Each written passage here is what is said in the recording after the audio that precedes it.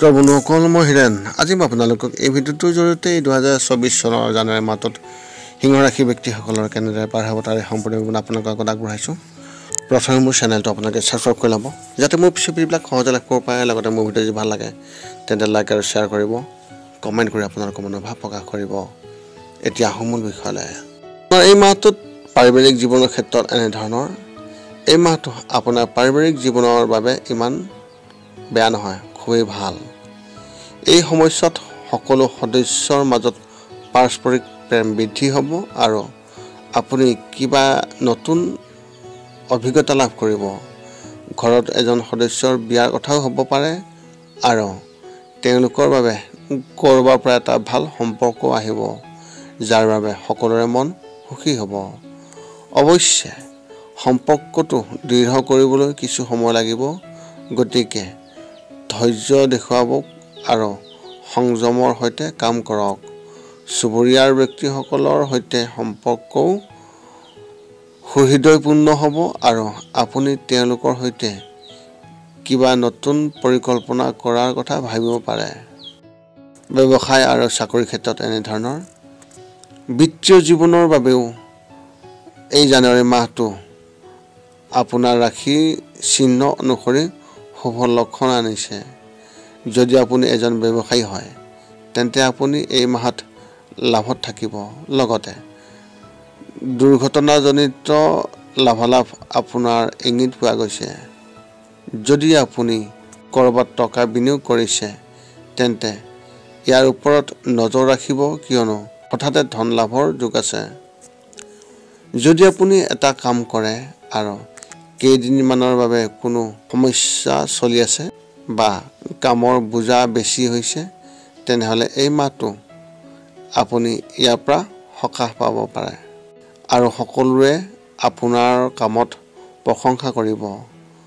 Senior officer আপোনাৰ কামত সন্তুষ্ট দেখা যাব আৰু আপোনাৰ প্ৰগতিৰ বিষয়ে কথা পাতিব পাৰে। শিক্ষা আৰু কেৰিয়াৰ ক্ষেত্ৰত এনেধৰণৰ। সৰ্বপ্ৰথমতে যিসকলে কেৰিয়াৰ গঢ়িব বিচাৰি আছে বা নতুন চাকৰি বিচাৰি আছে, তেন্তে এই মাহটো আপোনাৰ বাবে খুবেই ভাল আৰু আপুনি কিছুমান ভাল চাকৰিৰ সাক্ষাৎকাৰ দিবলৈ ফোন পাব পাৰে, অৰ্থাৎ আপোনালৈ কল আহিব পাৰে। এনে পৰিস্থিতিত আপোনাৰ প্ৰস্তুতি সম্পূৰ্ণ ৰাখিব আৰু সাক্ষাৎকাৰটো ভালদৰে দিব, অৰ্থাৎ ইণ্টাৰভিউটো খুবেই ভালদৰে দিবলৈ চেষ্টা কৰিব। যদি আপুনি বিদ্যালয়ত বা মহাবিদ্যালয়ত আছে তেন্তে এই মাহত আপুনি অধ্যয়নত কম আৰু আন কামত বেছি আগ্ৰহী হ'ব। আপুনি আপোনাৰ আগ্ৰহ অনুসৰি কাম কৰিব। যদি আপুনি ক্ৰীড়াত আছে, আপুনি আপোনাৰ শিক্ষকসকলৰ পৰাও সমৰ্থন পাব আৰু প্ৰশংসিত হ'ব। প্ৰেমৰ ক্ষেত্ৰত এনেধৰণৰ।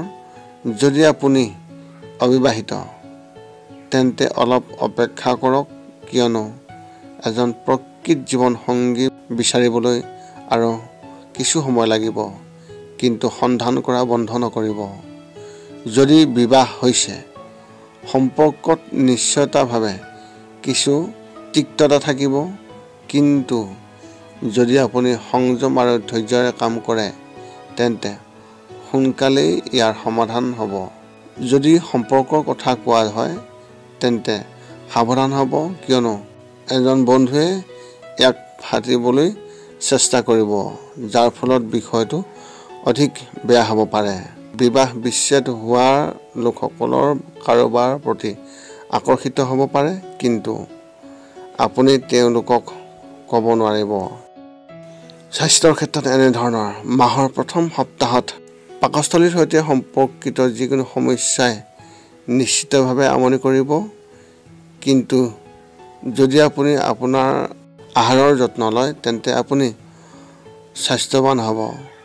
যদি আপুনি বাহিৰৰ খাদ্য খায় বা টিফিন অৰ্ডাৰ কৰে, আপুনি কেইদিনমানৰ পৰা খোৱা ঠাইৰ পৰা নাখাব আৰু পুষ্টিকৰ খাদ্য উপলব্ধ থকা নতুন ঠাইৰ পৰাহে আপুনি খাবলৈ চেষ্টা কৰিব।